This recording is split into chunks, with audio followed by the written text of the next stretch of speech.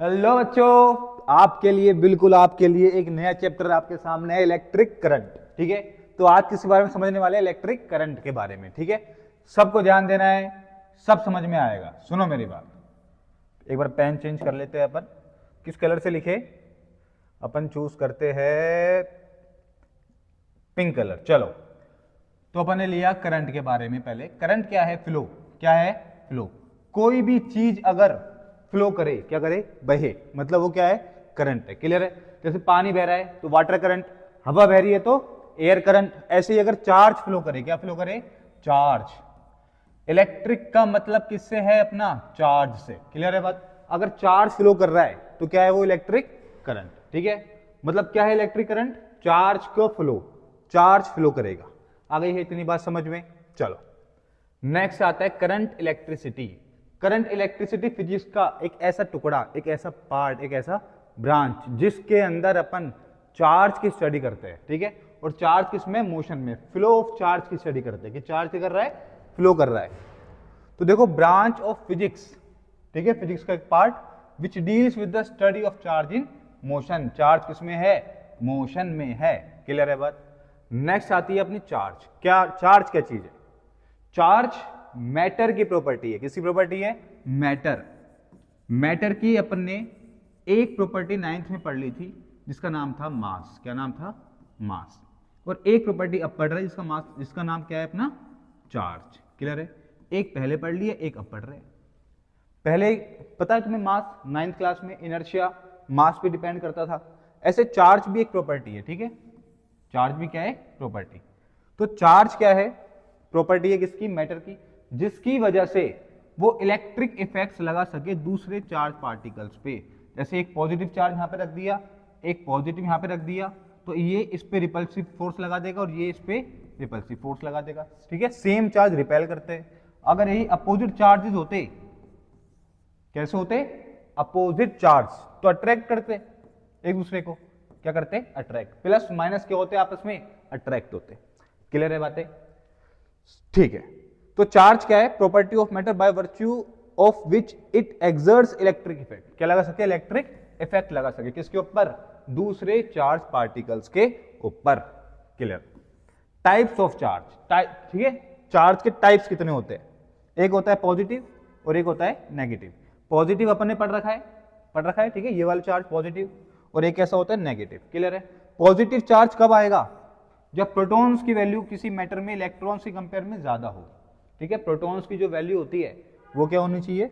Electrons के compare में क्या होनी चाहिए? ज्यादा होनी चाहिए। क्लियर है? मैटर बनता कैसे? मैटर के बीच में होता है न्यूक्लियस। ठीक है, फिर क्या होते हैं? शेल होते हैं। क्लियर है? यहाँ पे होते कुछ प्रोटॉन्स होते हैं, न्यूट्रॉन्स होते हैं, कुछ ऐसी कुछ चीजें होती है। क्लियर है? तो ये प्रोटॉन और इलेक्ट्रॉन कैसे पार्टिकल है? चार्ज पार्टिकल है। ठीक है, इनके पास क्या है? चार्ज है। ऐसे ही इनके पास मास भी है। क्या है? मास भी है। इसके पास भी मास है, इसके पास भी मास है, और इसके पास भी क्या है? मास है। पर न्यूट्रॉन के पास चार्ज नहीं होता। ये अपने 9th क्लास में पढ़ रखा है। तो अगर प्रोटॉन्स की वैल्यू ज्यादा है इलेक्ट्रॉन से किसी भी मटेरियल के अंदर, अगर इलेक्ट्रॉन्स प्रोटॉन बराबर हुए तो क्या हुआ? जितने इलेक्ट्रॉन्स है उतने प्रोटॉन्स है, नेट चार्ज कितना आ जाएगा? 0। दोनों को ऐड कर देंगे। ठीक है, मानो 10 प्रोटॉन है, 10 इलेक्ट्रॉन है, तो +10 और -10 कितना हो जाएगा? 0। तो नेट चार्ज कितना हो जाएगा? 0। पर अगर प्रोटॉन्स ज्यादा हुए, प्रोटॉन्स ज्यादा हुए तो सम करने पर 0 नहीं आएगा, बल्कि पॉजिटिव आएगा। तो चार्ज कैसा होगा उसके ऊपर? पॉजिटिव। ठीक है, ऐसे अगर इलेक्ट्रॉन्स ज्यादा हुए, क्या ज्यादा हुए? इलेक्ट्रॉन्स, तो सम करने पर नेगेटिव ज्यादा होगा, तो चार्ज कैसा हो जाएगा? नेगेटिव। तो चार्ज दो तरह के हो गए, पॉजिटिव और नेगेटिव। क्लियर है इतनी बातें? नेक्स्ट आते हैं, नेक्स्ट पे आते हैं। चलो, तो क्वांटाइजेशन ऑफ चार्ज। क्या नाम है? Quantization of charge. Formula Q is equal to N E. Q is equal to N E. Q होता है टोटल चार्ज, जिसकी यूनिट क्या होती है? कूलाम। N होता है नंबर ऑफ इलेक्ट्रॉन्स, इसकी कोई यूनिट नहीं होती। E होता है elementary charge, minimum value of charge. Minimum value of charge जो किसके ऊपर होती है? इलेक्ट्रॉन के ऊपर होती है। और किसके ऊपर होती है? प्रोटॉन के ऊपर होती है। किसके ऊपर होती है? प्रोटॉन के ऊपर। ठीक है, कितनी होती है वो? 1.6 इंटू 10 की पावर -19 कूलाम। क्लियर है? मतलब अगर किसी के पास एक प्रोटॉन एक्स्ट्रा है तो उसके ऊपर कितना चार्ज होगा? 1.6 इंटू 10 पावर -19 कूलाम। क्लियर है? अगर इलेक्ट्रॉन एक्स्ट्रा है तो यही नेगेटिव का हो जाएगा। आ गई है इतनी बात समझ में? ठीक है, तो ई की वैल्यू कांस्टेंट है, कितनी है, ये रही। क्वेश्चन आता है इसके ऊपर, find the number of electrons in 1 coulomb of charge. 1 coulomb charge में कितने नंबर्स है किसके, इलेक्ट्रॉन्स के।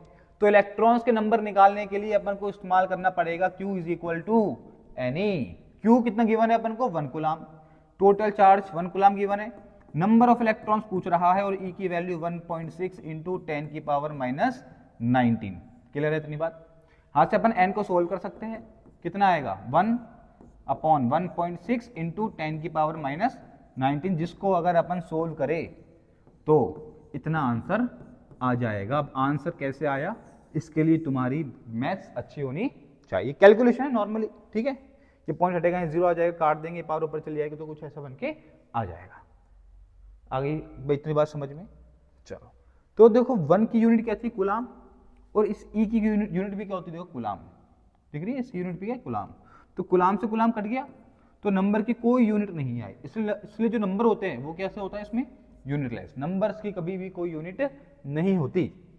क्लियर है बात। तो नंबर एक, यूनिट्स किसके पास होती है, केवल क्वांटिटीज के पास, फिजिकल क्वांटिटीज के पास ही यूनिट्स होती है, नंबर्स के पास कोई यूनिट नहीं होती। नंबर तो उसके मैग्नीट्यूड को रिप्रेजेंट करता है, ठीक है, फिजिकल क्वांटिटी के मैग्नीट्यूड को रिप्रेजेंट करेगा कौन कौन, उसका नंबर, उसका मैग्नीट्यूड। क्लियर है इतनी बात। नेक्स्ट नेक्स्ट, क्लियर है इतनी बात।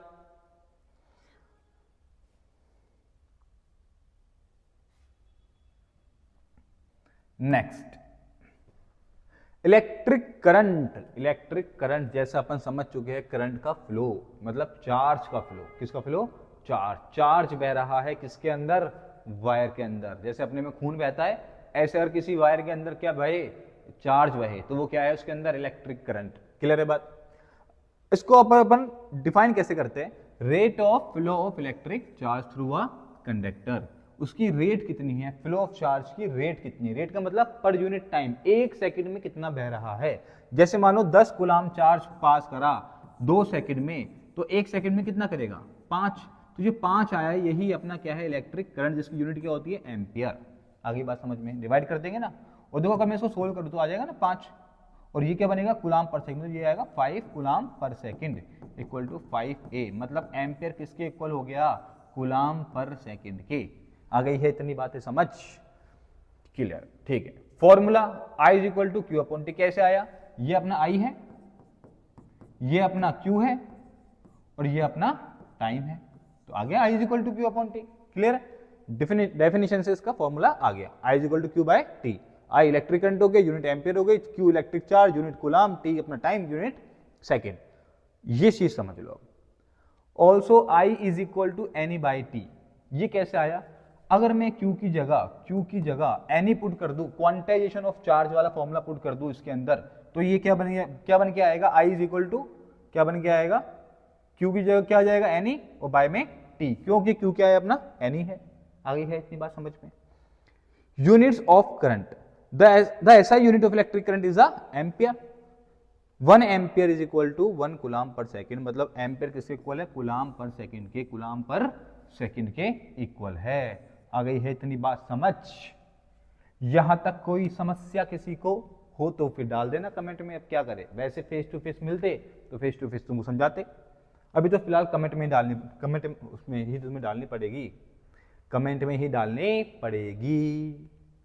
आ गई बात समझ में। चलो आगे आते हैं, prefix and units. Prefix and units, prefix जो पहले लगे किससे, यूनिट से, ठीक है। एग्जाम्पल जैसे कि मैंने कहा 1 मिली एम्पियर, तो जो एम्पियर से पहले लगे वो प्रीफिक्स एंड यूनिट्स, ठीक है, जो यूनिट से पहले लग रही है। आगे है बात समझ। अब देखो ये है मिली, ये क्या है, मिली, ये है मिली, कितना होता है 10 पावर माइनस 3, मतलब 1 मिली में इतना होता है। तो इसको हटा के अपन 10 की पावर माइनस 3 पुट कर देंगे, आ गया एम्पियर। आ गया एम्पियर, हो गया चेंज ऐसा सिस्टम में। एम्पियर इज ऐसा यूनिट ऑफ इलेक्ट्रिक करंट, तो कितना है 10 की पावर माइनस 3 एम्पियर। अगर ये ऐसा होता, मानो 1 मिली सेकेंड होता, तो मिली की जगह क्या पुट कर देते, वही 10 की पावर माइनस 3 सेकेंड। क्लियर है बात, हो गया दोबारा ऐसा ही में चेंज। तो ये जो होते जो प्रीफिक्स से जो यूनिट से पहले आते हैं उनको चेंज करने का तरीका है SI के अंदर। क्लियर है, याद रखना है। माइक्रो 10⁻⁶, मिली, नैनो, अच्छा यहाँ पे 9 आएगा, क्या आएगा 9, यहाँ मिस्टेक है भाई इसके अंदर, सही कर लेना, -9 आएगा, ठीक है। 1 नैनो इज इक्वल टू 10⁻⁹। आ गई है इतनी बात समझ। अगला मेगा, और ये क्या है पिको, इनको अपन को कॉमनली माइंड के अंदर सेट रखना है। मेनली अपने ये और ये काम आता है, ये अपने अभी काम नहीं आ रहे फिलहाल। चलो आगे चलते हैं। आगे आ गया question, find the amount of electric current when 50 millions electrons pass through a point in 10 second. अगर 10 सेकेंड के अंदर 50 मिलियन इलेक्ट्रॉन्स फ्लो कर जाए किसी वायर के अंदर, तो उसके अंदर इलेक्ट्रिक करंट का अमाउंट अपन को बताना है। बता सकते हैं अपन कैसे? सर हमने फॉर्मूला पढ़ लिया है, I = NE/T, ये हम पढ़ चुके हैं। तो I पूछ रहा है, N दे रखा है, नंबर ऑफ इलेक्ट्रॉन्स कितना है 50 मिलियंस, 50 मिलियन का मतलब 10 लाख, और E की value 1.6 into 10⁻⁻19 upon time 10 second दे रखा है, तो 5 इससे कट जाएगा, ये 0 से 0, 16 5 या 80, पॉइंट के चक्कर में 0 नहीं आएगी, और ये ऐड करेंगे माइनस का 13 बन के आ जाएगा। यूनिट लगाना मत भूलना, आधा नंबर ले जाएगी बोर्ड में नहीं तो। आ गई है इतनी बातें समझ। चलो नेक्स्ट क्वेश्चन, मतलब नेक्स्ट टॉपिक आ गया है। टॉपिक है अपना electric potential difference. Electric potential difference, इसको समझना है तो अपन को थोड़ा, ठीक है, इंपॉर्टेंट टॉपिक है समझना। मानो ये अपना एक पाइप है, ठीक है, पानी का पाइप है, क्लियर है। इसके दोनों जो एंड्स हैं वो जमीन से इक्वल हाइट पे, ठीक है। जैसे मान लेते हैं ये अपना पानी का एक पाइप है, यहाँ बना के देख लेते हैं एक बार, और इसके जो दोनों पॉइंट्स है जमीन से इक्वल डिस्टेंस पे, ठीक है, इक्वल हाइट पे, तो इसमें पानी फ्लो करेगा। पानी मानो यहाँ तक ये पैक है, तो कोई पानी वगैरह फ्लो करेगा? अभी तो फिलहाल नहीं करेगा ना ये, ठीक है। पर अगर इसको मैं थोड़ा ऐसे टेढ़ा कर दूं, इसकी हाइट थोड़ी ऊपर कर दूं, इसकी हाइट थोड़ी नीचे कर दूं, तो पानी फ्लो कर जाएगा। जिसकी हाइट ज़्यादा है वहाँ से जिसकी हाइट कम है उस तरफ फ्लो कर जाएगा, इस तरफ फ्लो कर जाएगा। क्लियर? मतलब जिसका पोटेंशियल ज़्यादा है उससे कम पोटेंशियल की तरफ फ्लो कर जाएगा। मतलब जब पोटेंशियल के बीच में डिफरेंस क्रिएट हो जाए, क्या क्रिएट हो जाए? डिफरेंस क्रिएट हो जाए, तो उसमें कोई ना कोई चीज़ फ्लो करती है। जो फ्लो को करवाता है उसे बोलते हैं पोटेंशियल डिफरेंस। जब तक पोटेंशियल डिफरेंस नहीं होगा, जब तक कोई चीज़ फ्लो नहीं करेगी। और अपन को क्या फ्लो कराना है? अपन को क्या फ्लो कराना है? अपन को फ्लो कराना है इलेक्ट्रिक चार्ज, ठीक है, चार्ज फ्लो कराना है। तो चार्ज फ्लो कराने के लिए जो ये डिफरेंस क्रिएट करेगा, जो ये डिफरेंस है, उसे बोलते हैं इलेक्ट्रिक पोटेंशियल डिफरेंस। आगे बात समझ में? जिसको अपन ऐसे ही बना देते हैं, सेल के अंदर एक पॉजिटिव और एक नेगेटिव। पॉजिटिव साइन रिप्रेजेंट कर रहा है कि इसका, इस टर्मिनल का, बैटरी के या सेल के इस बड़े वाले टर्मिनल का जो पोटेंशियल है वो ज्यादा है, और जो छोटा वाला टर्मिनल है इसका पोटेंशियल कम है। तो इनके बीच में जो क्रिएट हुआ पड़ा है उसे बोलते हैं पोटेंशियल डिफरेंस। क्या बोलते हैं? Potential difference. जैसे मानो इसका पोटेंशियल ज्यादा है 100 वोल्ट यूनिट होती है इसकी, इसका पोटेंशियल कम है 20 वोल्ट। क्लियर है? तो इनके बीच में क्या क्रिएट हुआ पड़ा है? Potential difference. इसका 100, इसका 20, तो इनके बीच में कितना डिफरेंस है? 80 वोल्ट का डिफरेंस है। कितने वोल्ट का डिफरेंस है? 80 वोल्ट का। कितने का डिफरेंस हुआ? 80 वोल्ट। तो जो बैटरी कहलाएगी या सेल कहलाएगा वो कितने वोल्ट का कहलाएगा? 80 वोल्ट का कहलाएगा। कितने का कहलाएगा? 80 वोल्ट का। मतलब जो वोल्टेज आएगा अपना, या जो अपने पोटेंशियल डिफरेंस आएगा वो कितना आएगा? 80 वोल्ट। ये अपन ने कैसे निकाला? ये अपन ने हाई पोटेंशियल में से लो पोटेंशियल को माइनस करा, तब आया अपना ये, मतलब ये जो आया वो आया अपना V। क्लियर है? तो V क्या है? इन दोनों के बीच का डिफरेंस। V पॉजिटिव मतलब हाई पोटेंशियल, नेगेटिव मतलब लो पोटेंशियल, इनमें जो डिफरेंस है वो है अपना 80, वो है अपना V। क्लियर है? तो इस V को बोलते हैं potential difference. The difference of potential between two opposite terminals of a cell और अ बैटरी। बैटरी कैसी होती है? अगर एक से ज्यादा सेल तुम ऐसे लगा दोगे सीरीज में तो वो बैटरी बन जाएगी। वैसे हमें 3 लगा दिए, 1 2 3, मानो 2 वोल्ट की है, 2 वोल्ट की है, 2 वोल्ट की है, तो बैटरी कितने वोल्ट की हो गई? 6 वोल्ट की। ठीक है, कितने वोल्ट की? 6 वोल्ट की। इसका 6 और इसका 0, डिफरेंस हो गया ना, 6 - 0, 6 माइनस 0 6 आएगा, मतलब 6 वोल्ट की बैटरी हो गई। आ गई है ये बात समझ में? क्लियर है? इनके बीच का डिफरेंस हो गया 6 वोल्ट, यही है बैटरी का वोल्टेज। कोई डाउट? हाँ तक आगे समझते हैं। तो फॉर्मूला देख लिया अपन ने, V बाई क्यू, याद रखना ये वाला फॉर्मूला V बाई यू, ठीक है। एक फॉर्मूला ये होता है अपना पोटेंशियल डिफरेंस का, V पोटेंशियल डिफरेंस है unit volt, W work unit ऐसा यूनिट जूल, Q चार्ज ऐसा unit coulomb. Unit of work और एनर्जी की तो हमेशा सेम होती है, वर्क और एनर्जी की यूनिट सेम होती है, उनके फॉर्मूले भी क्या होते हैं, बिल्कुल सेम। क्लियर? तो 1 किलोवाट आवर में इतने जूल होते हैं और 1 अर्ग में इतने जूल होते हैं, मतलब एसआई में चेंज करने का सिस्टम है। किलोवाट आवर होती है कमर्शियल जो अपन घरों में इस्तेमाल करते हैं, क्लियर? और जूल होती है एसआई यूनिट, अर्ग होती है इसकी सीजीएस यूनिट। काम नहीं आएगी तुम्हारे फिलहाल तो कौन सी यूनिट, अर्ग वाली, 10th में कोई काम नहीं आएगी। क्लियर बातें? नाउ थोड़ा आगे और चलते हैं।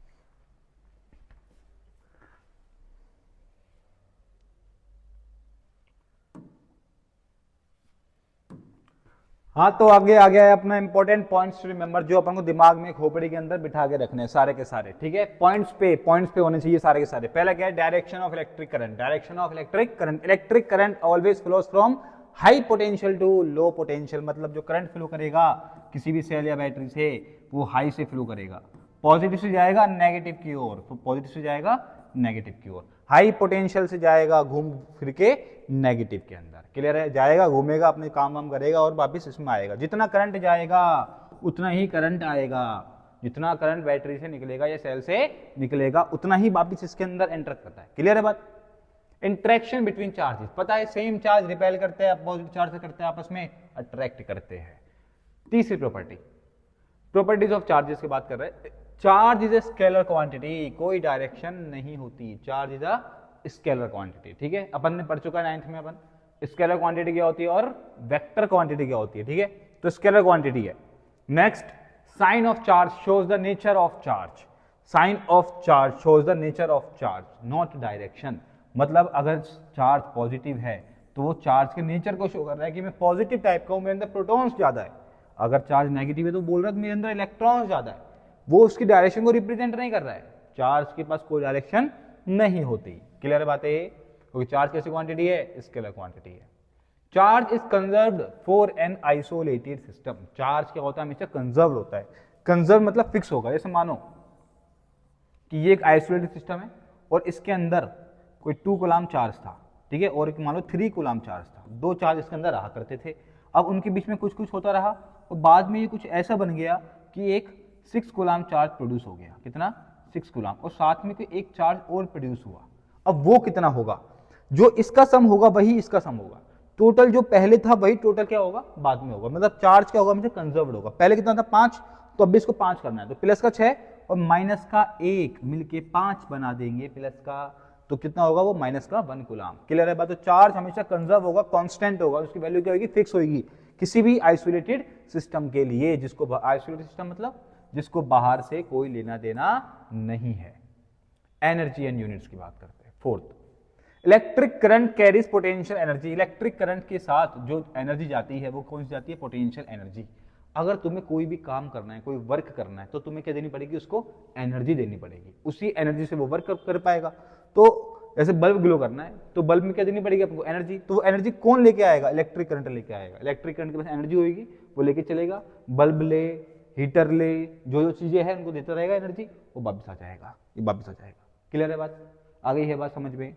चलो, commercial units, commercial unit of energy and work is kilowatt hour, पढ़ चुके अपन ये, और उसको अपन यूनिट्स भी बोलते हैं। जैसे बोलते हैं ना घर में 8 रुपए यूनिट आ रही है, 9 रुपए यूनिट आ रही है, तो वही यूनिट है, वही किलोवाट आवर है। क्लियर है?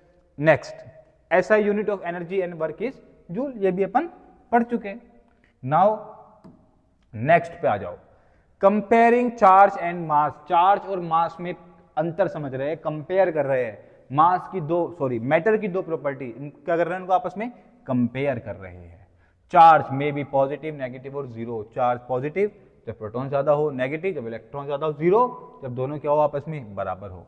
मास कभी नेगेटिव नहीं होता, मास कभी नेगेटिव नहीं होता, always positive. Can not exist without mass, ठीक है। चार्ज है, जैसे इलेक्ट्रॉन के ऊपर चार्ज है नेगेटिव, तो उसके पास मास भी होता है ना। अरे होता है ना इलेक्ट्रॉन के पास मास, तुमने पढ़ा होगा, 9वीं क्लास में था बालकों, मास ऑफ इलेक्ट्रॉन इतना होता है, क्लियर। ऐसे ही मास ऑफ प्रोटॉन भी होता है, लिख दो यहाँ पे, अप्रॉक्स न्यूट्रॉन्स की इक्वली होता है। ये कितना होता है 1.6 इंटू 10 की पावर -27 kg, क्लियर है बातें।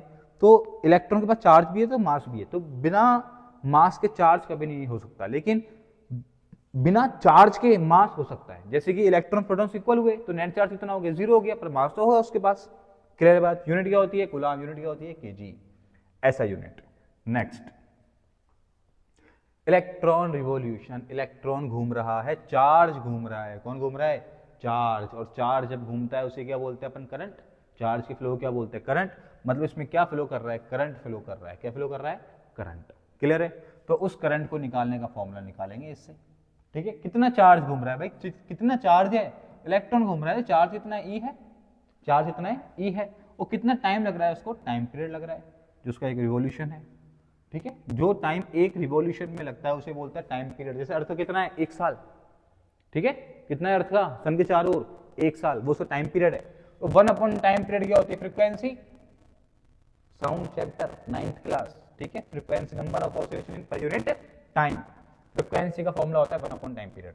तो 1 टाइम पीरियड क्या बन गया अपना, मतलब फ्रीक्वेंसी बन गया। तो ये भी लिख सकते हैं और ये भी लिख सकते हैं, क्लियर है बात।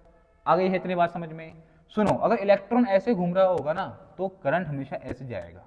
करंट की डायरेक्शन हमेशा नेगेटिव चार्ज के अपोजिट होती है। मतलब करंट की जो होता है वो पॉजिटिव चार्ज का फ्लो होता है। किसका फ्लो होता है, पॉजिटिव चार्ज का। और पॉजिटिव चार्ज हमेशा नेगेटिव चार्ज के अपोजिट ही ट्रेवल करता है, नियम है, याद रख लो, क्लियर है। Next, current and drift velocity, current and drift velocity. Drift velocity is the average velocity of electrons during electric current. जब किसी वायर में इलेक्ट्रिक करंट फ्लो करता है, मतलब चार्ज पार्टिकल्स फ्लो करते हैं। जैसे कि मानो अपन ने एक वायर लिया, क्लियर है, और उसमें ऐसे इलेक्ट्रॉन्स वगैरह है, ठीक है, वो ऐसे फ्लो कर रहे हैं, भग रहे हैं, पॉजिटिव की तरफ जा रहे हैं, ठीक है। पॉजिटिव अट्रैक्ट करेगा ना उसको हाई पोटेंशियल, क्लियर है। कैसा पोटेंशियल, हाई पोटेंशियल है ना यहाँ पे, तो ये पॉजिटिव और ये नेगेटिव। तो पॉजिटिव को जा रहे हैं और ये पहुंच रहे हैं। तो जो इनकी स्पीड है फ्लो होने की, जो एवरेज स्पीड है, एक इलेक्ट्रॉन नहीं बह रहा होगा इसमें, मिलियंस ऑफ इलेक्ट्रॉन बह रहे होंगे, तो उनकी जो एवरेज स्पीड है उसे बोलते हैं अपन क्या, ड्रिफ्ट वेलोसिटी की। किस स्पीड से वो बह रहे हैं, चल रहे हैं किसी वायर में। यूनिट क्या होगी ड्रिफ्ट वेलोसिटी की, मीटर पर सेकंड। क्या होगी, मीटर पर सेकंड। भाई वेलोसिटी है ना, तो यूनिट क्या होगी, मीटर पर सेकंड। आ गई इतनी बात समझ में, कोई डाउट किसी को। चलो नेक्स्ट, चार्ज कैरियर्स। चार्ज को कौन कैरी करेगा, चार्ज कैसे कैसे कैरी होंगे वो समझ रहे हैं। तो सॉलिड्स में जो चार्ज को कैरी करेंगे वो कौन करेंगे, फ्री इलेक्ट्रॉन्स। क्या है, फ्री इलेक्ट्रॉन्स, क्लियर है। वो इलेक्ट्रॉन जो मोबाइल है, जो फ्री कर सकते हैं, जो चल सकते हैं, ठीक है। सारे इलेक्ट्रॉन्स मूव नहीं कर सकते, ठीक है। हर मैटर में इलेक्ट्रॉन्स तो होते हैं, पर हर मैटर जो होता है वो कंडक्टर नहीं होता, इंसुलेटर भी होता है कुछ, ठीक है। तो फ्री जिनके पास इलेक्ट्रॉन्स है, जो फ्री इलेक्ट्रॉन्स है, वो मूव करेंगे किसमें, सॉलिड्स में। लिक्विड्स में कौन करते हैं, मोबाइल आयंस, मतलब फ्री आयंस जो मूव कर सकते हैं, जो क्या कर सकते हैं, मूव। जैसे कि नमक को डाल दिया अपन ने पानी में तो टूट जाएगा Na+ और Cl- में, ठीक है। चार्ज आ गए, आयंस आ गए, ठीक है। तो ये है मोबाइल आयंस जो फ्री अब चलने के लिए, वो लिक्विड्स में फ्लो कराते हैं किसको, करंट को। और gases, ionised molecules, sir gas में भी करंट फ्लो करता है, हाँ करता है। लाइटनिंग के टाइम पे जब बिजली कड़कती है, कड़क कड़ा कड़क, तो देखते हैं ना अपन कि उसमें क्या फ्लो करता है, करंट फ्लो करता है, क्लियर है बात। वो करंट कैसे फ्लो करता है, वो करंट कैसे फ्लो करता है, मॉलिक्यूल्स के, गैस मॉलिक्यूल जो एक तरह का बहुत ही अच्छा इंसुलेटर है, उन पे इतना ज्यादा फोर्स लगाते हैं, इलेक्ट्रोमोटिव फोर्स लगाते हैं कि वो आयंस की फॉर्म में टूट जाते हैं। जैसे HCl गैस है तो मानो H+ और Cl- की फॉर्म में ऐसे हो जाती है, कोई डायपोल्स वगैरह क्रिएट कर लेती है, ठीक, आयोनाइज हो जाती है, तो उसे बोलते हैं आयोनाइज्ड मॉलिक्यूल्स। आगे बात समझ में। पर ये काम बहुत हाई वोल्टेज पे होता है। जो गैसेस होती है ना वो आसानी से करंट को फ्लो नहीं करती, उसके लिए पोटेंशियल डिफरेंस बहुत ही ज्यादा होना चाहिए। आगे बात समझ में, बहुत ही ज्यादा, क्लियर है, लाखों में पहुंच जाता है तब फ्लो करता है एयर में से करंट। आ गई बात समझ में। नेक्स्ट नेक्स्ट नेक्स्ट नेक्स्ट पे आ जाओ। नेक्स्ट आ गया है अपना ओम्स लॉ, बहुत ही अच्छा लॉ है, इंपॉर्टेंट लॉ है, समझना है ओम्स लॉ। क्लियर, सुनना, अगर 2 वोल्ट की बैटरी 1 एम्पियर करंट दे रही है तो 4 वोल्ट की बैटरी 2 एम्पियर करंट देगी और 6 वोल्ट की बैटरी 3 एम्पियर करंट देगी। ये बात बताई किसने? ओम ने। सिंपल सी बात है, पर उस समय बड़ी थी, ठीक है, कि अगर बैटरी का वोल्टेज बढ़ेगा, क्या बढ़ेगा? वोल्टेज बढ़ेगा तो सर्किट के अंदर करंट की वैल्यू क्या हो जाएगी? बढ़ जाएगी। क्लियर है? जैसे मानो मैं इस पाइप को, एक तो मानो इसको थोड़ा इतना टेढ़ा करता और एक इसको थोड़ा इतना टेढ़ा करता, तो इसमें तेज चलता पानी का डिफरेंस क्या हो गया? ज़्यादा हो गया, इतना डिफरेंस हो गया। इसमें डिफरेंस क्या होता? कम होता, ठीक है, इतना ही होता। तो जितना ज़्यादा डिफरेंस होगा पोटेंशियल में उतना ही तेज का चार्ज फ्लो करेगा, तेज पानी फ्लो करेगा। आई बात समझ में? ठीक है, तो ये बात किसने बताई? ओम ने, कि V प्रोपोर्शनल टू आई। आई बढ़ेगा तो वोल्ट बढ़ जाएगा, या वोल्ट बढ़ेगा तो आई बढ़ जाएगा। ठीक है, मेन तो ये समझो कि वोल्ट के बढ़ने पे आई बढ़ता है, ठीक है, ऐसे नहीं आई अपना बढ़ जाएगा। क्लियर है? वोल्ट बढ़ेगा तभी आई बढ़ेगा, तो V प्रोपोर्शनल टू आई। आगे इतनी बात समझ में। और जब जब प्रपोर्शन हटा है, इसने अपने आप को इक्वलिटी में कन्वर्ट कर लिया है, ठीक है, कन्वर्ट कर लिया है, बड़ा हो गया अभी, ठीक है, इसने अपने आप को थोड़ा बड़ा कर लिया। इक्वलिटी आ गया, साथ में लेके आएगा कांस्टेंट, क्या लेके आएगा? कांस्टेंट। इस कांस्टेंट को क्या बोलते हैं? रेजिस्टेंस। क्या बोलते हैं? Resistance is a constant. इसका मतलब ये चेंज नहीं करता अपने आप को, ये डिपेंड नहीं करता किस पे? वोल्टेज और करंट पे। मतलब वोल्टेज के बदलने पे करंट बदलेगा पर आर नहीं बदलेगा। इस लाइन को बड़ा ही इंपॉर्टेंट पॉइंट मान के नोट कर लेना कि वोल्ट बदलने पर करंट बदलता है पर रेजिस्टेंस कांस्टेंट होता है। रेजिस्टेंस वोल्ट और करंट पे डिपेंड नहीं करता, इसके कुछ अलग फैक्टर्स होते हैं जिन पे वो डिपेंड करता है, इन पे तो डिपेंड नहीं करता। लेकिन आर के बदलने पे वोल्ट बदल जाएगा। समझ में आ रही है? रेजिस्टेंस बदलूंगा तो वोल्टेज बदल जाएगा, पर हाँ ये बात कंफर्म है कि वोल्ट के बदलने पर आर नहीं बदलेगा। आई बात समझ में? ये लाइनें न्यूमेरिकल्स में बहुत काम आएंगी, जो पॉइंट तुम्हें मैं बता रहा हूं। ये V voltage, I electric current, R resistance. Clear है बात? और होता क्या Ohm's law? In if physical condition like temperature वगैरह कांस्टेंट करना पड़ेगा तभी लगेगा ये V इक्वल टू I, नहीं तो ये बन जाएगा नॉनोमिक ग्राफ, मतलब नॉनोमिक टाइप कुछ चीज बन जाएगी, ओम्स लॉ को फॉलो नहीं करेगा फिर ये।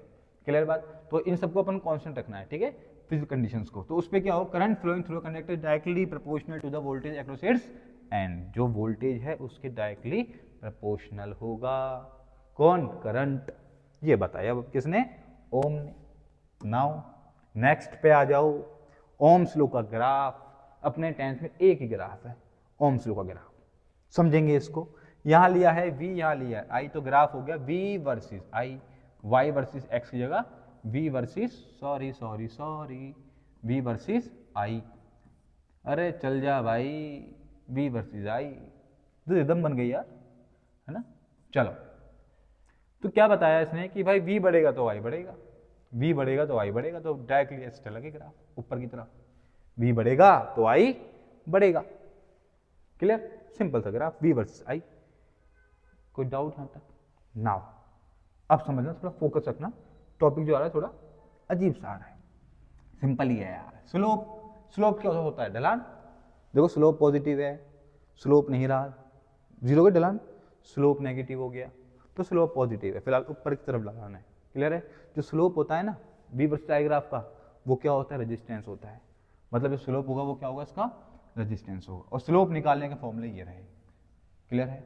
ठीक है, ये V final minus V initial upon I final minus I initial, ये छोटा f है। क्लियर है? I final minus I initial. Maths के कोऑर्डिनेट सिस्टम जानती हो तुम, निकाल लगाना।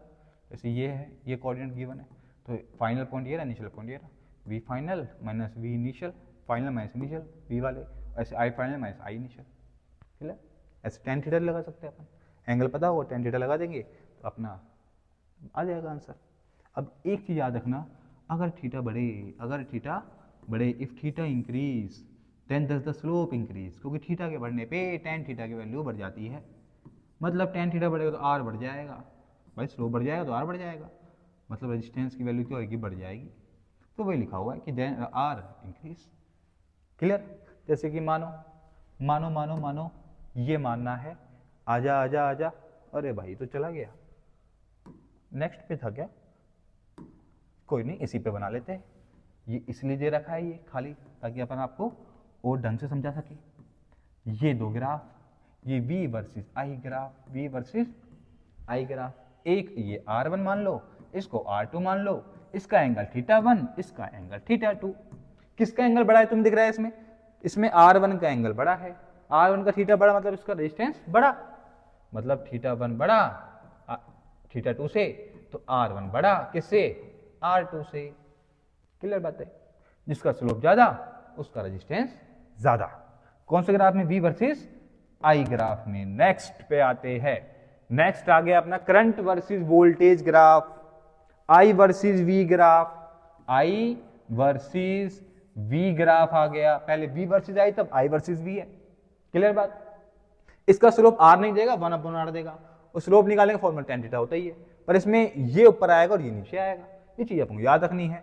क्लियर है बात, मतलब थीटा बढ़ेगा तो tan थीटा तो बढ़ेगा, ये बात तो कंफर्म है, लेकिन tan थीटा बढ़ रहा है तो 1/R बढ़ेगा, 1/R बढ़ेगा, इसका मतलब R घटेगा, मतलब स्लोप घटेगा।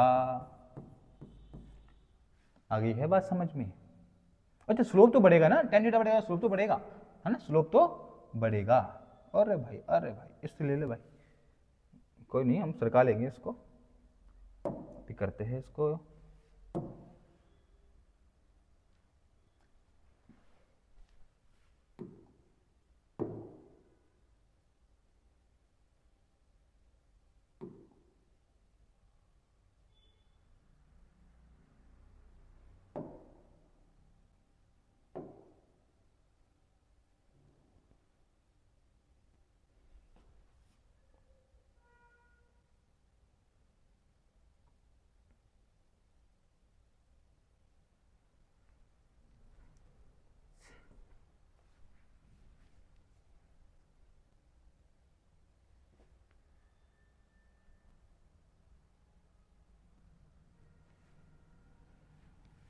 हाँ भाई दोबारा देखो, कुछ मिस्टेक हो गई थी इसके अंदर, तो हिल गया था ये, तो एंगल सेट करने में थोड़ा सा टाइम लगा, दोबारा देखो ठीक है।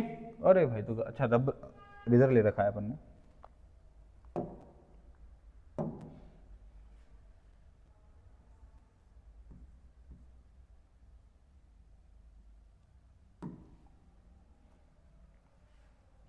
नेक्स्ट पे आते हैं, नेक्स्ट आ गया अपना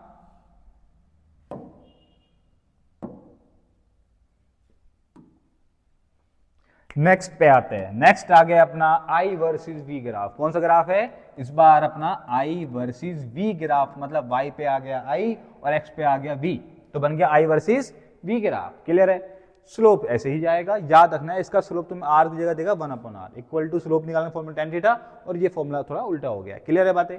अब सुनो, थीटा बढ़ेगा, क्या बढ़ेगा, थीटा बढ़ेगा तो tan थीटा बढ़ेगा, tan थीटा बढ़ रहा है मतलब R की वैल्यू घट रही है, R अपॉन में आ रहा है, मतलब एंगल बढ़ने पे R घट जाएगा, और जिसका बड़ा एंगल उसका R छोटा। क्लियर है, जिसका बड़ा एंगल होगा उसका R क्या होगा, छोटा होगा। जैसे कि मानो ये R1 ये R2 और ग्राफ है इस बार I वर्सेस V, थीटा है मानो इसका 2, मान लो इसका है 1, तो जिसका एंगल बड़ा उसका R छोटा, उसका रेजिस्टेंस छोटा, उसका रेजिस्टेंस कम। क्लियर है बात, उल्टा सिस्टम हो रहा है, एंगल बढ़ने पर tan थीटा बढ़ रहा है पर R घट रहा है, R घट रहा है। आ गई है इतनी बात समझ में। नाउ नेक्स्ट पे आ जाओ, नेक्स्ट आ गया है इंपॉर्टेंट टॉपिक, थोड़ा दिमाग में सेट करना है, ठीक है। क्वेश्चन बन जाते हैं, बच्चे अटक जाते हैं, सुनना मेरी बात।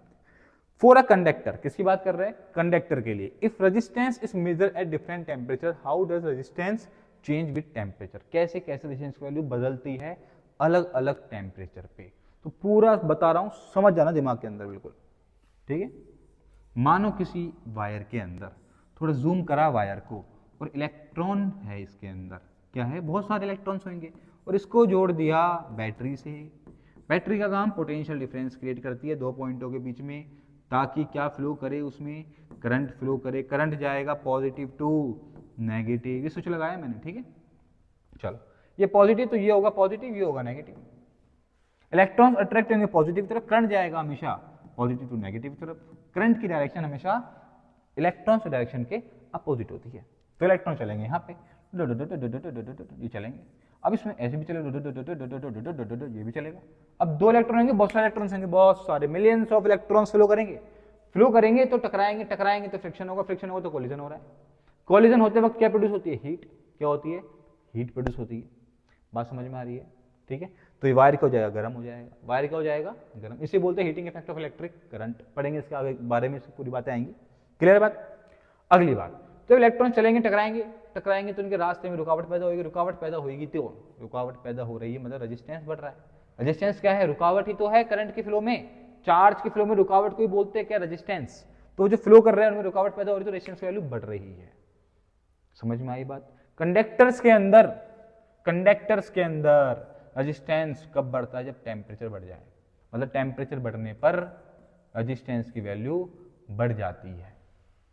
टेम्परेचर बढ़ने पर रेजिस्टेंस की वैल्यू बढ़ जाती है।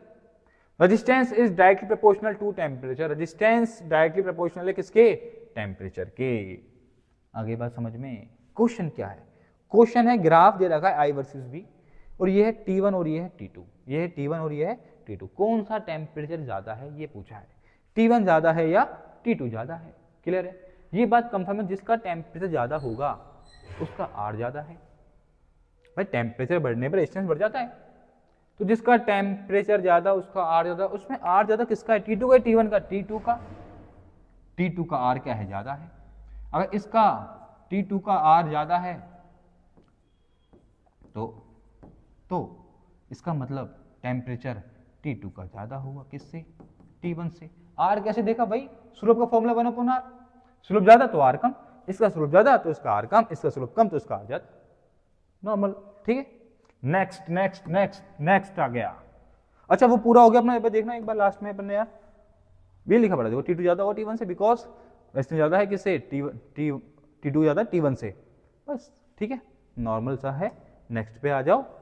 Factors affecting resistance, factors affecting on resistance. एक तो पढ़ लिया अपन ने टेम्परेचर, कंडक्टर्स के अंदर, किसके अंदर? कंडक्टर्स के अंदर टेम्परेचर बढ़ने पर रेजिस्टेंस की वैल्यू बढ़ जाती है। कंडक्टर्स के अंदर टेम्परेचर बढ़ने पर रेजिस्टेंस की वैल्यू बढ़ जाती है, तो करंट की वैल्यू घट जाएगी, करंट के रास्ते में रुकावट आ जाएगी। समझ में आ रही है बात?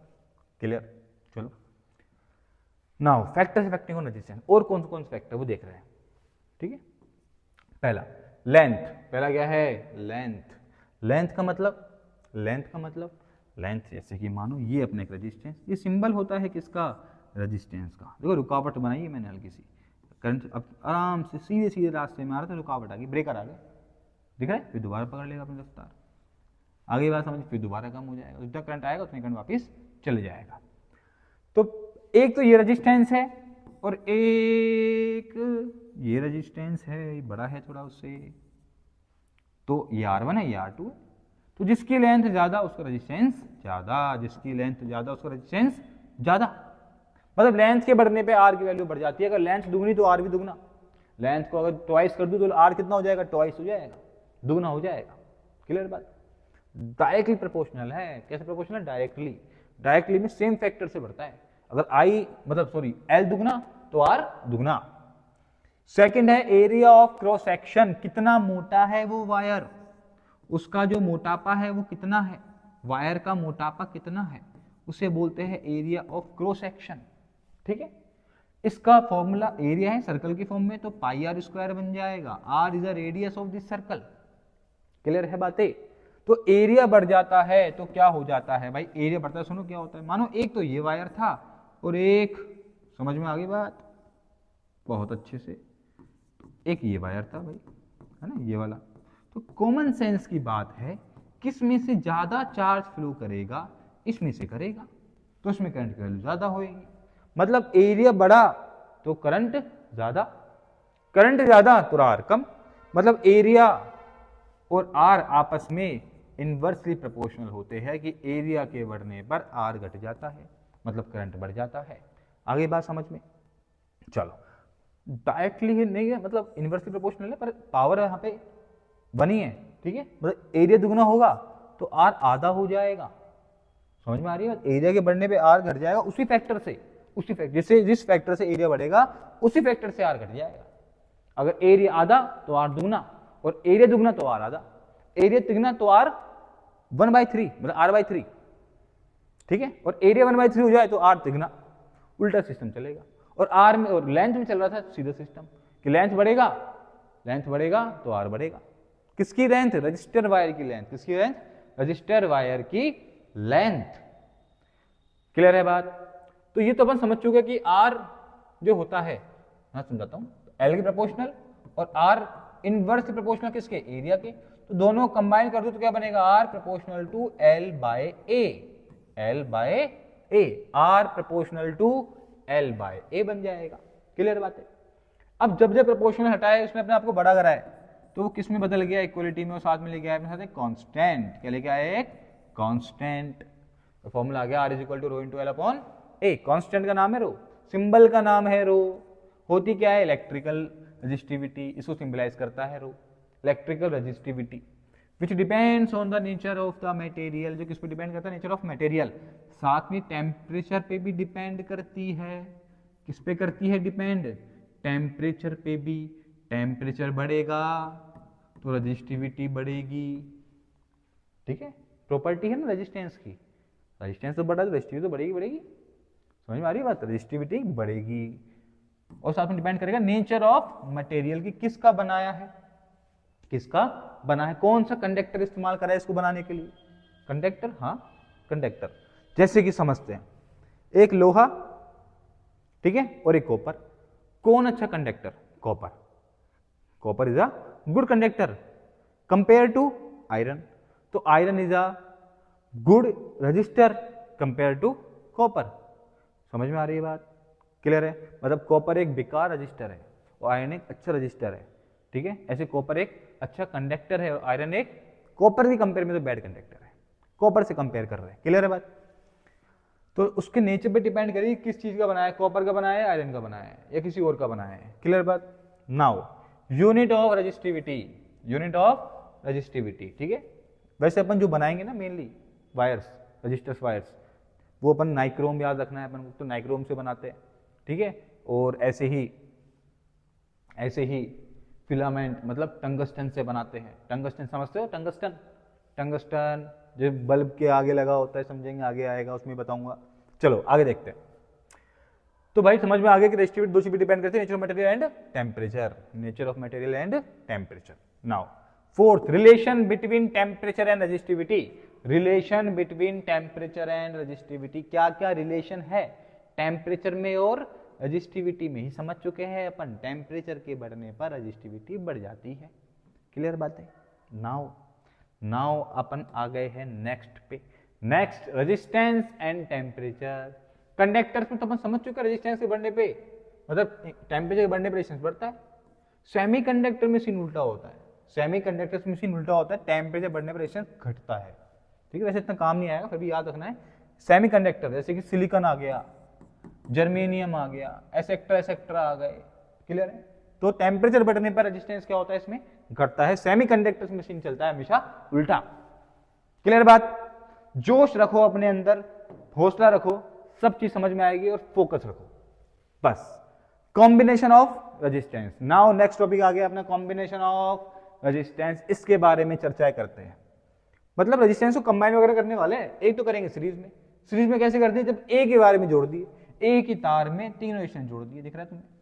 एक ही तार में, यहां से देखो, यहां से यहां से यहां से यहां से, ये तीनों, ये एक ही तार में जोड़ दी, तो सीरीज कॉम्बिनेशन है। कैसे कॉम्बिनेशन है? Series combination. आगे बात समझ में। वोल्ट मीटर में करंट की वैल्यू 0 होती है, क्योंकि इसका आर कितना होता है? Approx infinity. याद रखना है, ठीक है। वोल्ट मीटर में आर की वैल्यू अप्रॉक्स कितनी होती है? इन्फिनिटी। क्लियर है? वोल्ट मीटर क्या होता है? वोल्ट मीटर वो मीटर जो वोल्टेज नापे, जो पोटेंशियल डिफरेंस नापे किसी भी दो पॉइंटों के बीच में। मतलब ये वोल्ट मीटर इन दोनों के बीच में पोटेंशियल डिफरेंस को नाप रहा है। आगे बात समझ में। एमीटर एम्पियर नापेगा, मतलब करंट को नापेगा, कितना करंट फ्लो कर रहा है, इस आई को नापेगा। इस एम्पियर में आई की वैल्यू होती है सेम, कोई चेंज नहीं होता है अप्रॉक्स। क्लियर है?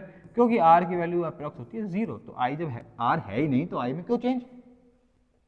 आर में जब आई, ठीक है, मतलब आई इसमें मैक्सिमम रहता है, मतलब वोल्टेज में भी कोई ड्रॉप नहीं होता, ठीक है। इसमें वी मतलब वोल्टेज में कोई ड्रॉप नहीं होता, ठीक है, वोल्टेज में कोई ड्रॉप नहीं होता। नाउ बैटरी का काम समझ चुके, पोटेंशियल डिफरेंस क्रिएट करेगी, ये पॉजिटिव नेगेटिव करंट फ्लो करेगा, हाई पोटेंशियल टू ऐसे ऐसे ऐसे ऐसे लो पोटेंशियल, जितना आएगा उतना जाएगा, सेम करंट। तो इसमें भी सेम ही आ रहा है, इसमें भी सेम आ रहा है, इसमें भी सेम आ रहा है, मतलब सीरीज कॉम्बिनेशन के अंदर करंट की वैल्यू सेम होती है। आगे जा जाएगा, मेरे ख्याल से ये याद रखना है, ठीक है। सीरीज कॉम्बिनेशन में करंट की वैल्यू क्या होती है, सेम। अब मानो ये R1 का, ये R2 का, ये R3 का है, तो टोटल कितने का होगा, R1 plus R2 plus R3, तीनों को सिंपली ऐड कर देना है, R1 plus R2 plus R3। आगे बात समझ में क्लियर है बातें? चलो अब मानो ये जो बैटरी है, ये जो क्या है अपनी बैटरी है, V वोल्ट की है, कितने वोल्ट की, V वोल्ट की, तो V तो इनके बीच का पोटेंशियल डिफरेंस हुआ, क्या हुआ पोटेंशियल डिफरेंस, VV और ये जीरो। अब एक चीज दिमाग में बिठा लो, जब तक रेजिस्टेंस नहीं आएगा पोटेंशियल में कोई कमी नहीं आने वाली, मतलब रेजिस्टेंस ही है जो पोटेंशियल को खाता है, ठीक है। इस बैटरी से जो एनर्जी आ रही है उसे कौन इस्तेमाल करेगा, रेजिस्टेंस इस्तेमाल करेगा। एनर्जी को लेके कौन चल रहा है, करंट चल रहा है, कौन सी एनर्जी है, पोटेंशियल एनर्जी है, कौन सी एनर्जी है, पोटेंशियल एनर्जी, उसको लेके चल रहा है करंट। क्लियर है, ये आ रहा करंट, ये आ रहा, ये आ रहा, रेजिस्टेंस आ गया, इसको देगा थोड़ी एनर्जी, ले भाई मानो V वोल्ट था तो यहाँ पे भी V वोल्ट ही होगा, थोड़ा इसको दिया, कुछ कम हो गया, ठीक है। जैसे मान लेते हैं, एग्जांपल लेके समझते हैं, जैसे मानो ये अपना 100 वोल्ट है, कितना वोल्ट है, 100 वोल्ट है, तो यहाँ भी वो 100 वोल्ट, मानो कुछ इसने खा लिया तो रह गया 80 वोल्ट, कुछ इसने खा लिया मानो रह गया ये 50 वोल्ट, कुछ इसने खा लिया मानो 0 वोल्ट, और 0 वापस ऐसे कैसे आ गया, जितना पोटेंशियल इसका होगा उतनी पोटेंशियल इसका होगा, क्योंकि कोई रेजिस्टेंस नहीं है। जब तक रेजिस्टेंस नहीं आएगा पोटेंशियल में ड्रॉप नहीं करना, सेम पॉइंट में, जब तक सेम वायर में हर एक पॉइंट पे जब तक रेजिस्टेंस नहीं आ रहा पोटेंशियल सेम चलेगा, क्या चलेगा, सेम। आई होप सबको इतनी बात समझ में आ गई है, और समझ लेंगे इस चीज को जो अपन तुम्हें थोड़े मिक्स क्वेश्चन कराएंगे।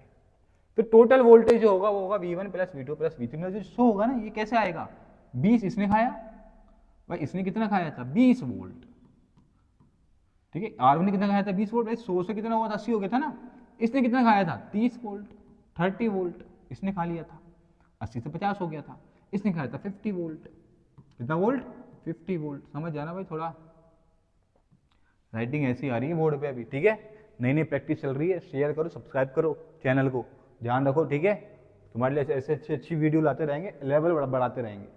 क्लियर है बात? चलो अभी तो स्टार्टिंग है, आगे खेल देखो इसमें। तो V1 है अपना 20 वोल्ट, V2 है 30 वोल्ट, और V3 कितना है अपना 50 वोल्ट। तो इन तीनों का सम करेंगे तो 100 वोल्ट आ जाएगा, कितना आ जाएगा 100 वोल्ट, मतलब बैटरी कितने वोल्ट की हो गई, 100 वोल्ट की हो गई, मतलब जो टोटल वोल्ट आया वो आया इन तीनों को प्लस करने से, V1 V2 और V3 को प्लस करने से आया। क्लियर है बात? ये फॉर्मूला याद रखना है। और ऐसे ही अगर RS का फॉर्मूला इससे निकालू, ओम्स लॉ लगा दूं इसके अंदर, क्या लगा दूं, ओम्स लॉ। कैसे लगेगा सीख जाएंगे अभी अपन, ठीक है। तो आ जाएगा RS formula R1 plus R2 plus R3, मतलब ये 5 वोल्ट, मानो ये 5 ओम का है, मान तीनों ही 5-5 ओम के है, 5-5-5 15 ओम का हो गया, पूरा रेजिस्टेंस कितने ओम का हो गया, 15 ओम का हो गया। मतलब इस पूरे को हटा के अगर मैं एक रेजिस्टेंस लगा दूं तो वो 15 ओम का होना चाहिए, तभी वो 15 ओम जो होगा वो इस तीनों का इक्विवेलेंट माना जाएगा। मतलब ये अकेला इन तीनों का, ये जो अकेला होगा इन तीनों की बराबर काम करेगा, ये अकेला रेजिस्टेंस इन तीनों के बराबर काम कर देगा। क्लियर है? इक्विवेलेंट रेजिस्टेंस है ये इन तीनों का, इन तीनों को हटाओ और इसको लगाओ, एक ही बात है। क्लियर है बात? चलो ओम्स लॉ अप्लाई कर देंगे, ठीक है। तो सीरीज कॉम्बिनेशन, सीरीज कनेक्शन के बारे में आइडेंटिकल रजिस्टर्स लगा दूं, क्या लगा दूं, आइडेंटिकल रजिस्टर्स लगा दूं। ऐसे यहां लगाए थे 5-5-5, तो 15 आया। कैसे आया 15 भाई, तुमने कैसे निकाला, सिंपल करा तुमने, 3 को 5 से मल्टीप्लाई कर दिया, शॉर्ट ट्रिक लग गई, ठीक है। शॉर्ट ट्रिक है कि नंबर ऑफ रजिस्टर्स इनटू में उसकी वैल्यू कितनी है, आइडेंटिकल समझो, आइडेंटिकल सेम वैल्यू चलेगी। तो n is the number of register, और r कितनी वैल्यू 5 का, तो 5 दिया 15 ओम का रेजिस्टेंस लगाया अपन इक्विवेलेंट। ऐसे निकालो 5 + 5 + 5 तभी 50 नहीं आएगा। क्लियर है इतनी बातें? Next next next next next आ गया कॉम्बिनेशन ऑफ रेजिस्टेंस। क्या आ गया, कॉम्बिनेशन ऑफ रेजिस्टेंस का पहला, फिर मिस्टेक दूसरा। पहले तो पढ़ चुके अपन सीरीज, दूसरा पढ़ रहे पैरेलल कनेक्शन, पैरेलल कॉम्बिनेशन। दिख गया है पैरेलल, तीनों को पैरेलल में लगाया हुआ है, किस किस को, R1 R2 और R3 को। क्लियर है बातें? बैटरी लगा दी, स्विच लगा दिया। एमीटर का काम करंट को नापेगा, वोल्ट मीटर का काम 2 पॉइंटों के बीच के वोल्टेज को नापेगा। क्लियर इतनी बात? अब सुनना, मानो V वोल्ट की बैटरी, तो इसका पोटेंशियल V, इसका 0, डिफरेंस हो गया ना भाई V, तो इसका V, तो इसका कितना आया? V आया। ऐसे इसका 0, तो इसका कितना आया? 0 आया। क्लियर बात? अब इसका भी, तो इसका भी क्यों?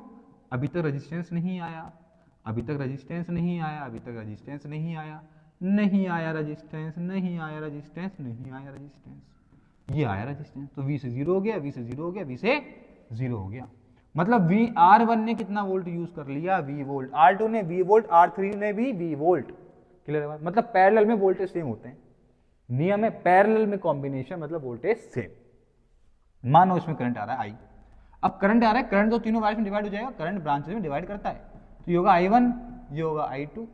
समझ जाना यार, थोड़ा चलने में दिक्कत आ रही है इसको अभी।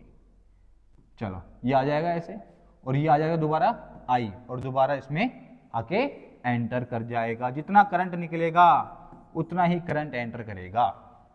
तो I इक्वल टू क्या हो गया? I इक्वल टू हो गया I1 plus I2 plus I3, I1 plus I2 plus I3। तो I इक्वल टू हो गया I1 plus I2 plus I3। Clear बात है?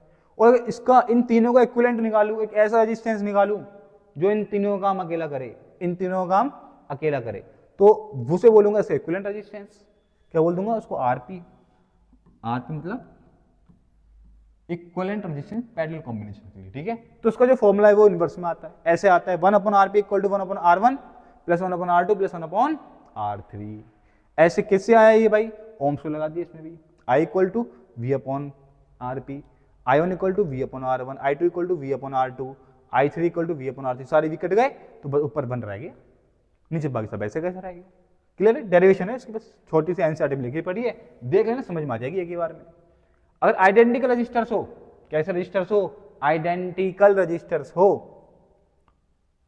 सेम मटेरियल हो, मतलब सेम रेजिस्टेंस हो उनका, मटेरियल सेम होगा, कोई आर सेम है तो उनका, तो जो शॉर्ट ट्रिक है आरपी निकालने की वो है R/N।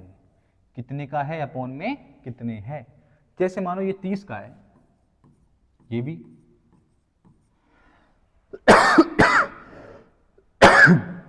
ये भी, तो कितने का है भाई? 30 का, और कितने हैं? 3, तो नेट कितना आ गया? 10 ओम आ गया। कितना आ गया? 10 ओम।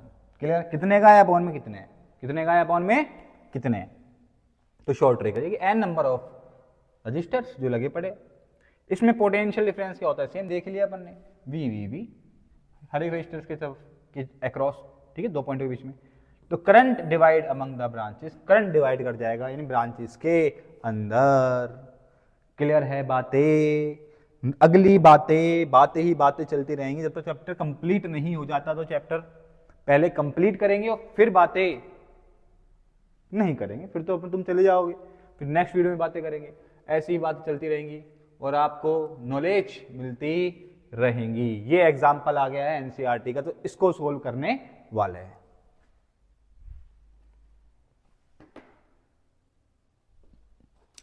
तो करते हैं इस एग्जाम्पल को फटाफट से सोल्व।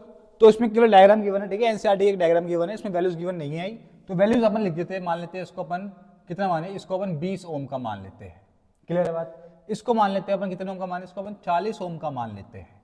क्लियर है बात? इसको मान लेते हैं अपन कितना माने, अपन 30 ओम का मान लेते हैं, इसको भी 30 ओम का मान लेते हैं, और इसको भी 30 ओम का मान लेते हैं।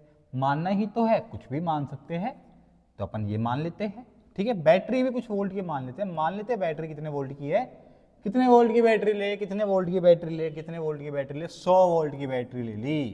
कितने वोल्ट की बैटरी ले ली? 100 वोल्ट की। क्लियर बात? चलो, तो मान लो इसमें पहले पूछ लिया इसने आर इक्विवेलेंट बताओ, आर इक्विवेलेंट कितना होगा, तो निकाल लेंगे आर इक्विवेलेंट क्या है। करंट देखते हैं, करंट ऐसे आ रहा है, पहले करंट को देखा करो ना, करंट ऐसे आ रहा है, करंट इसमें गया, फिर करंट इसमें आया, करंट आया, करंट आया और करंट आया और करंट आके इसमें वापस चला गया। अब इसमें क्या हुआ, इसमें कुछ करंट इसमें, कुछ करंट इसमें। मानो इसमें गया I1, इसमें गया I2, मानो इसमें गया I3, ऐसे इसमें I4 और इसमें गया I5। समझ में आई बात?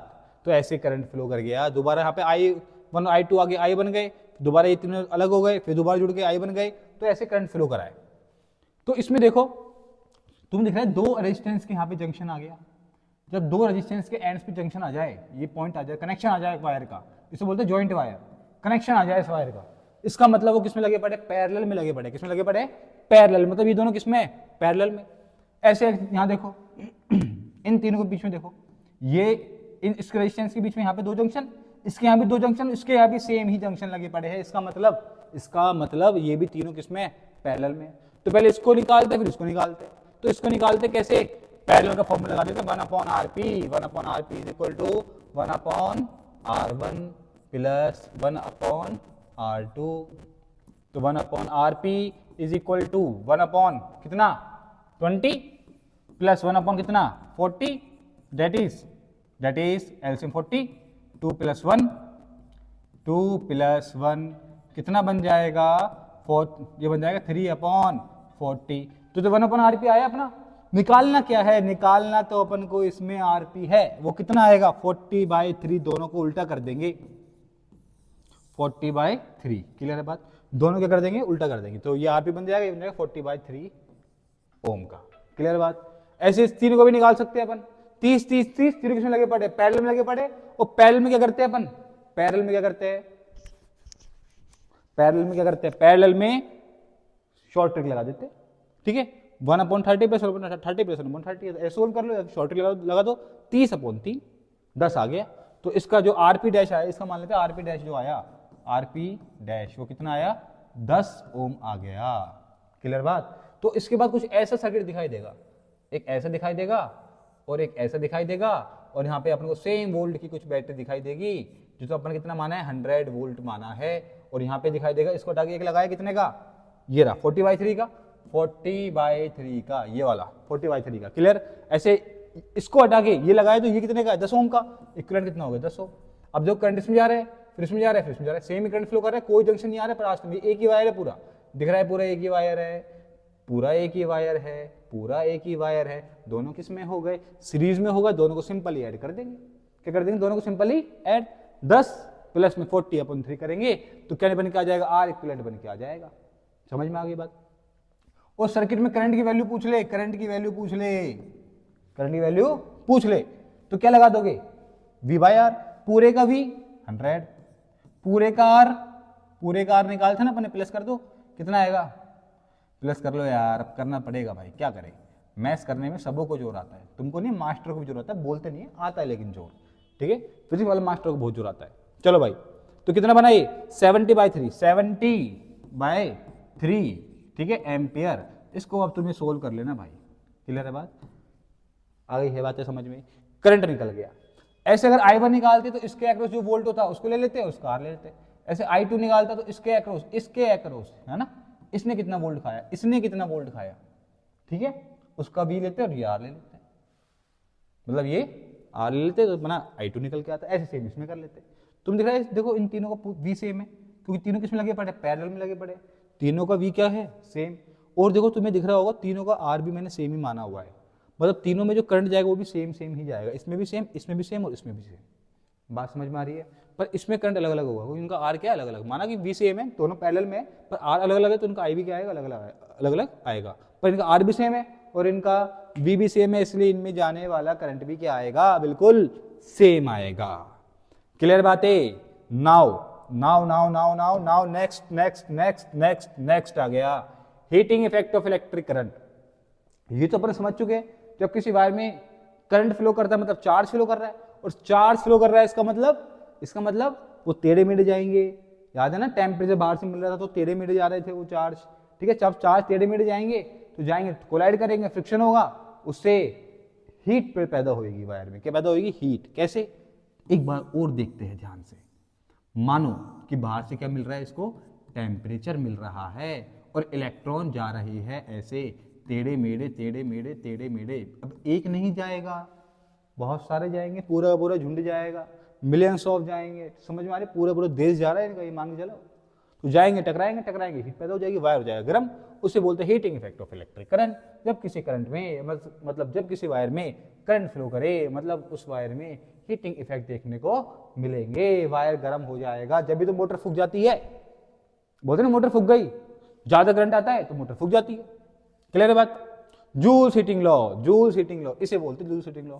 H = I² RT। करंट बढ़ेगा, H बढ़ेगा, R बढ़ेगा, H बढ़ेगा, T बढ़ेगा, H बढ़ेगा। क्लियर? आया कैसे सर ये तीनों फॉर्मूले हीट के कैसे आए, इनको अपन ड्राइव कर सकते हैं कैसे? क्योंकि सर आपने पोटेंशियल डिफरेंस में एक फॉर्मूला हमको दिखाया था लिखा हुआ V = W/Q, और आप ये भी बता चुके हो कि वर्क और एनर्जी के फॉर्मूले क्या होते हैं, सेम होते हैं, मतलब उनके यूनिट्स भी सेम, उनके फॉर्मूले भी सेम। तो जो यहाँ से हीट एनर्जी का फॉर्मूला आया वो आया V × Q, और सर आपने ये भी बता दिया है कि I = होता है Q/T, तो Q = होगा I × T, तो यहाँ पुट कर दूंगा तो VIT आ जाएगा, VIT आ जाएगा।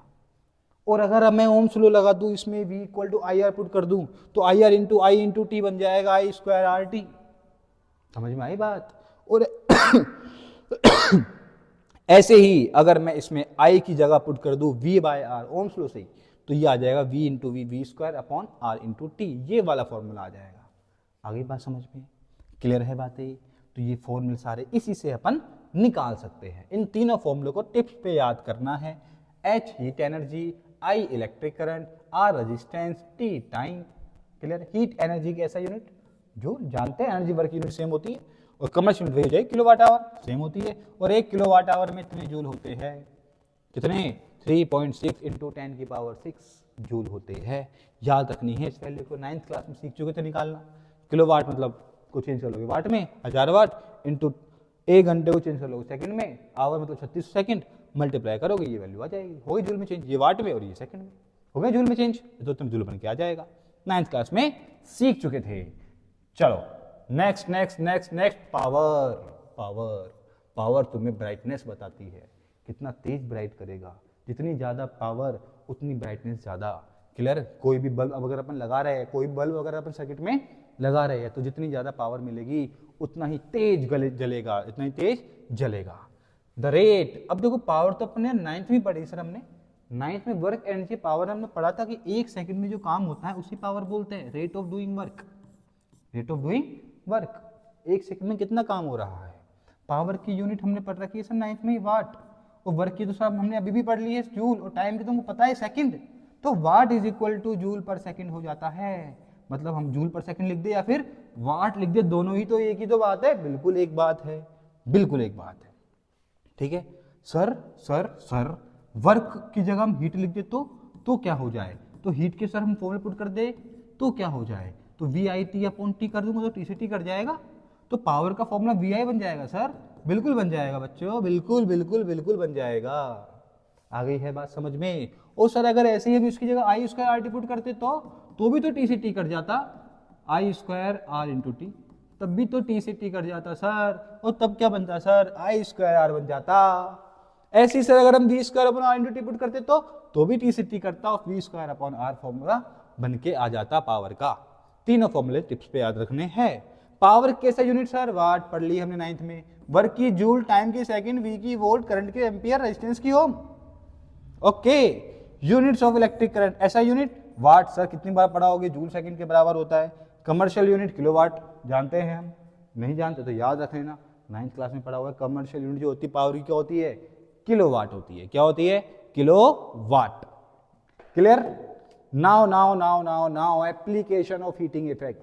क्या क्या फायदे हैं, तार के गर्म होने के भी फायदे होते हैं क्या सर? हमारी मोटर खराब हो जाती है, अरे मोटर तो खराब होती है और बहुत फायदे भी होते हैं, वो तो समझो। पहले इलेक्ट्रिक फ्यूज नाम सुना तुमने फ्यूज का? फ्यूज एक सेफ्टी डिवाइस जो घरों में शॉर्ट सर्किट से बचाए। कैसे बचाए? अपनी कुर्बानी देके। ये क्या करता है सर, ये एक ऐसा वायर होता है जिसका मेल्टिंग पॉइंट कम होता है बाहर वाले वायर से, ताकि अगर करंट की वैल्यू सडनली बढ़ जाए तो जो तार गर्म होगा उससे पहले मैं गर्म होऊंगा, तो तार के जलने से पहले मैं जल जाऊंगा, मैं पिघल जाऊंगा, तो मैं टूट जाऊंगा, मैं मर जाऊंगा। और जैसे ही मैं जाऊंगा वैसे ही सर्किट को ब्रेक करके जाऊंगा, और सर्किट को ब्रेक करके जाऊंगा मतलब करंट को जीरो करके जाऊंगा, उससे पूरा का पूरा सर्किट सर बच जाएगा। ठीक है, तो मैं जो हूं, मैं क्या हूं, एक सेफ्टी डिवाइस हूं। Safety device that melts when excess current flows protecting the circuit. Clear बात? इलेक्ट्रिक हीटर पे आते हैं। इलेक्ट्रिक हीटर क्या होता है? इलेक्ट्रिक हीटर तो सर गर्मी देता है। हाँ सर, ये समझ में आ गया कि करंट फ्लो करेगा किसी वायर में तो गर्मी गर्मी मिलेगी और उसकी वजह से हीटर काम कर जाएगा। हीटर में जो वो फिलामेंट लगा होता है, जो मटेरियल लगा होता है, वो क्या होता है, नाइक्रोम से बनता है। सर नाइक्रोम से क्यों बनता है? क्योंकि नाइक्रोम का जो मेल्टिंग पॉइंट होता है बहुत ज़्यादा होता है, तो आसानी से पिघलता नहीं है। क्लियर है? नहीं तो भाई बार बार खराब हो जाएगा। क्लियर है बातें? नाउ इलेक्ट्रिक लैंप, लैंप मतलब भाई बल्ब अपना यार। Sir bulb? हाँ बल्ब। बच्चों तुम्हें पता है ना ये बात कि जब किसी वायर में करंट फ्लो करता है इसका मतलब वो वायर गर्म हो जाता है, और जब कोई चीज बहुत ज्यादा गर्म हो जाए तो वो खुद में से लाइट बाहर निकालती है। क्या बाहर निकालती है? लाइट, चमकती है वो। ठीक है, तो ये चमक जाएगा फिलामेंट। किससे बनता है? टंगस्टन से बनता है। क्यों बनता है? मेल्टिंग पॉइंट हाई होता है। समझ में आ रही है बात? चमकेगा तो बल्ब ग्लो कर जाएगा, जल जाएगा बल्ब, ग्लो कर जाएगा बल्ब। समझ में आ गया? जब तक ये गर्म करेगा जब तक वो जल नहीं जाता, तो शिव बल्ब ग्लो कर जाएगा। Now now now now now now now now now next types of material based on conductivity. Conductivity के बेसिस पे जो मटेरियल्स के टाइप है 3: इंसुलेटर, कंडक्टर, सेमीकंडक्टर। इंसुलेटर वो जो करंट को फॉलो ही नहीं करते, जिनकी कंडक्टिविटी वेरी लो होती है। ठीक है, जैसे एयर।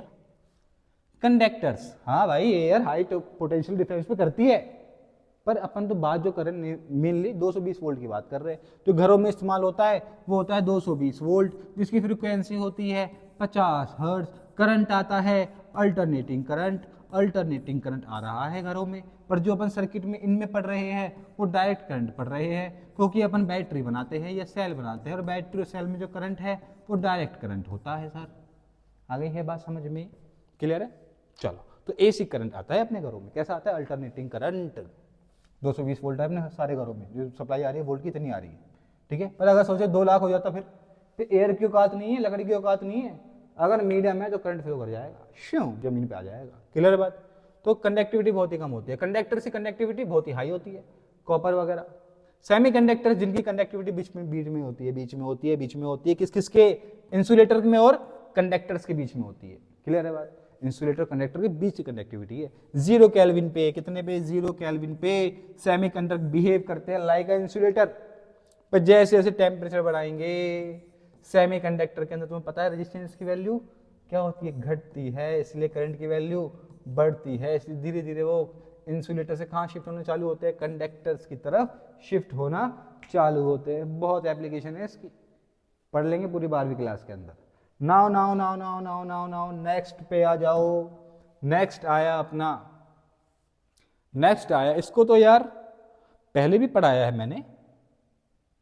अच्छा वो वीडियो डिलीट हो गई थी। नाइस नाइस नाइस, कोई बात नहीं, क्लियर कर लेते हैं इसको। चलो क्लियर कर दिया भाई, हाइलाइट्स ले लिए। ठीक है, highlights. Resistivity depends on temperature and nature of material, समझ चुके हैं अपन।